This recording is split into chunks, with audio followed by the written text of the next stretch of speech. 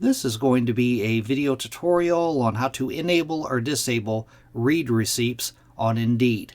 I will be using a desktop PC for this. Let me jump over to my browser here.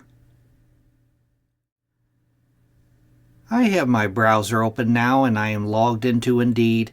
To enable or disable read receipts on Indeed, you want to go up to the upper right hand corner, up to these little icons, and the one that kind of looks like a person, if you put your mouse cursor over it, it says Account. Click on Account.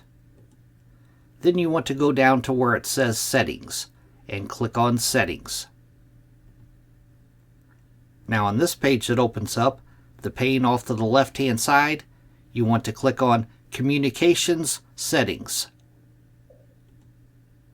Then on the center pane, down towards the bottom, it says Show Read Receipts.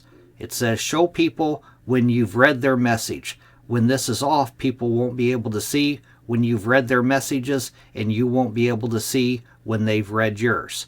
To disable read receipts, you toggle this off, and to enable it, you just toggle this on. That is how to enable or disable read receipts on Indeed. Thanks for watching.